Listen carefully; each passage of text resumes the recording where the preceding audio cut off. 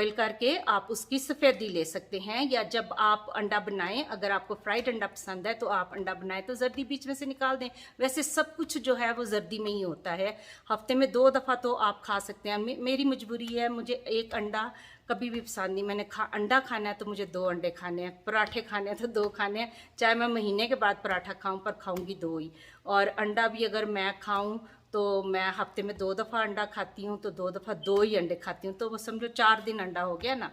तो कभी कभी ऐसे करती हूँ, बीच में और ज़्यादा दिल करे खाने को तो फिर मैं ऐसे करती हूँ कि मैं जर्दी बीच में से निकाल देती हूँ, क्योंकि जो सफ़ेदी है वो फुल ऑफ प्रोटीन है, और डायबिटिक लोगों के लिए प्रोटीन बहुत ज़रूरी है, बहुत ज़रूरी है। तो आप अंडा आप खा सकते हैं, और आप बीच में से जर्दी, अगर आपका मन नहीं मानता तो आप जर्दी निकाल सकते हैं। वैसे मैं सजेस्ट करूंगी कि ना निकालें, लेकिन अगर आप रोज़ ना खाएं, एक दिन छोड़ के एक दिन खा लें, लेकिन जर्दी के साथ ही खाएं।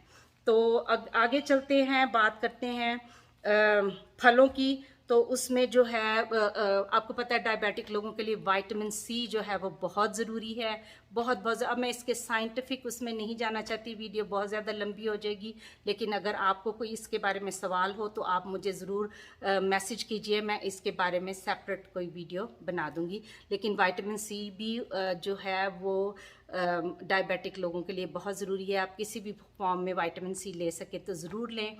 और जो ऑरेंज है उसमें विटामिन सी बहुत ज़्यादा होता है, जो ग्रेप फ्रूट है उसमें विटामिन सी बहुत ज़्यादा होता है, वो आप खा सकते हैं, लेकिन जूस ना निकालें प्लीज़।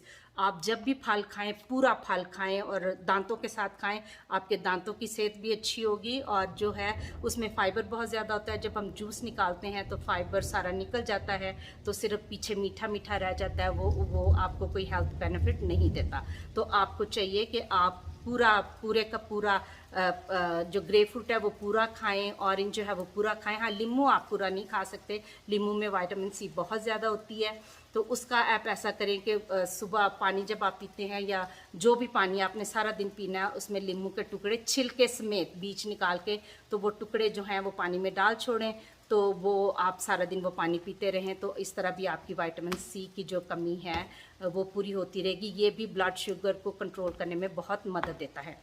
आगे चलते हैं, वीडियो लंबी हो रही है, मैं इसलिए तेज़ तेज़ बोल रही हूँ। आगे जो सब्जियों में है वो हरी सब्जियां जो हैं, किसी किस्म की हरी सब्जी, साग है, पालक है, ब्रोकली है। ब्रोकली में विटामिन सी बहुत ज़्यादा होती है, उसमें प्रोटीन बहुत ज़्यादा होती है, उसमें पोटेशियम बहुत ज़्यादा होता है, और पालक में भी पोटेशियम बहुत ज़्यादा होता है, आयरन बहुत ज़्यादा होता है। ये आपकी जो शुगर के को कंट्रोल करने में बहुत मदद देगा, और जो पोटेशियम है वो ब्लड प्रेशर को कंट्रोल करने में बहुत ज़्यादा मदद देगा।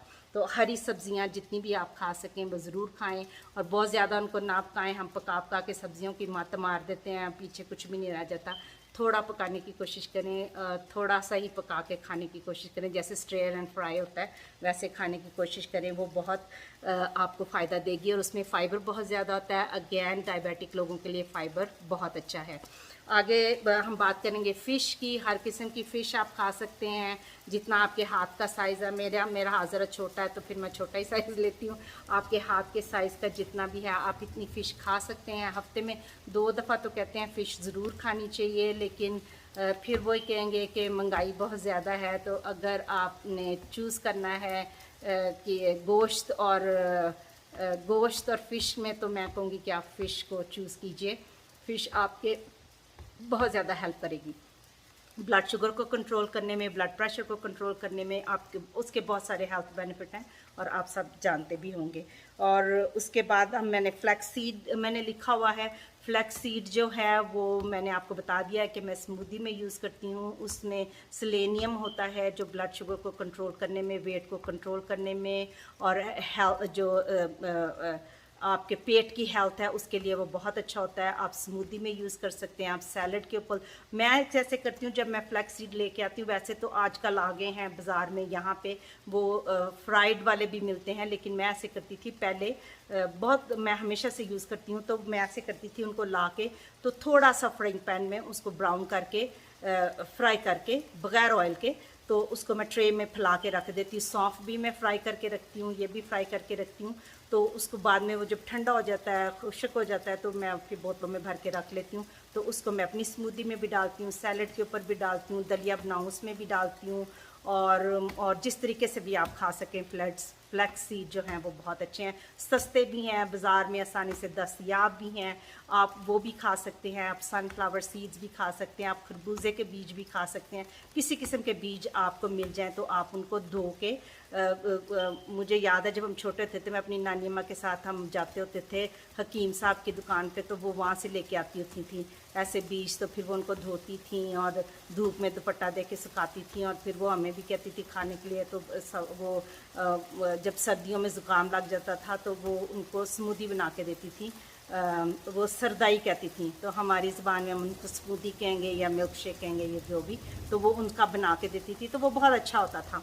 तो आप इस तरह उसमें ऑयल्स जो हैं, तेल जो उसमें पाया जाता है, ऑयल जो पाए जाते हैं वो बहुत अच्छे होते हैं, वो सेहत के लिए बहुत अच्छे होते हैं, डायबिटिक लोगों के लिए बहुत अच्छे होते हैं, ब्लड प्रेशर के लिए। वैसे मैं ब्लड प्रेशर के लिए एक अलग से वीडियो बनाऊँ कि ब्लड प्रेशर के लिए आप क्या खा सकते हैं और आप क्या कर सकते हैं कि आपका ब्लड प्रेशर जो है, कभी आपको महसूस हो कि मेरा ब्लड प्रेशर इस वक्त हाई हो रहा है। वो जो है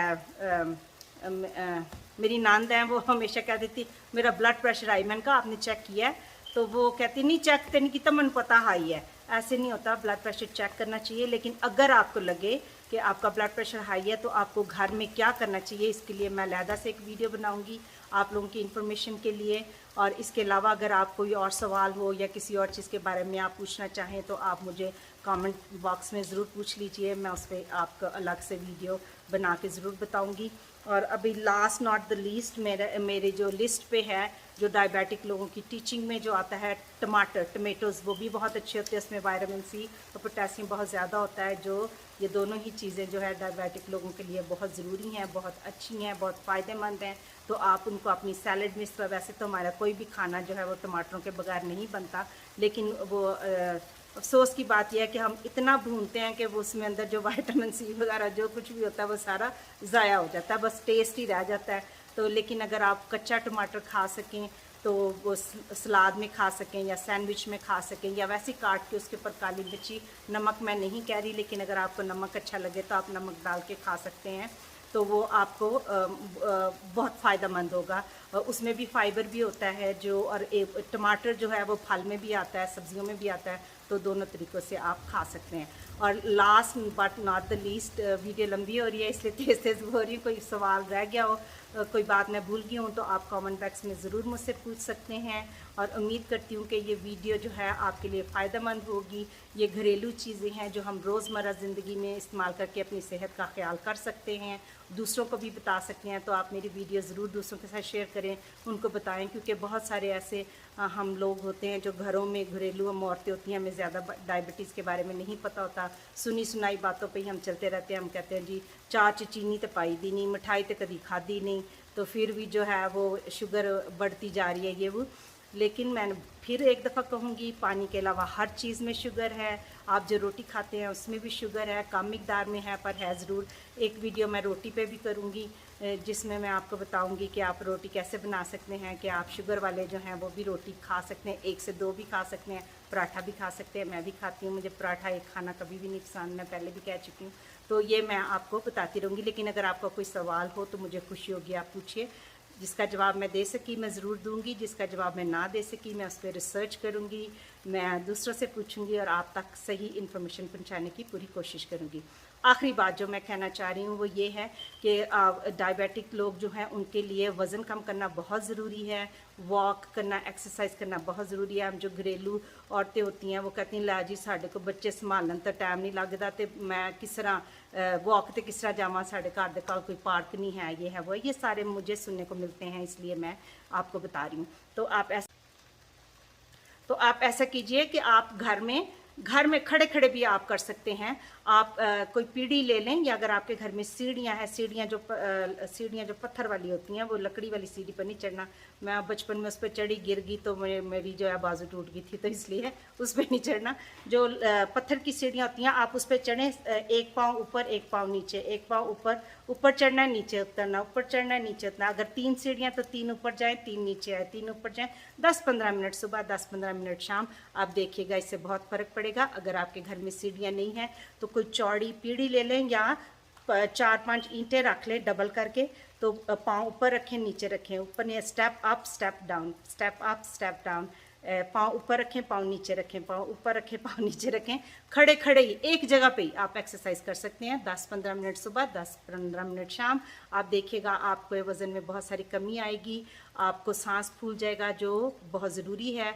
जब आप एक्सरसाइज करें तो सांस जो है वो फूल जाना चाहिए।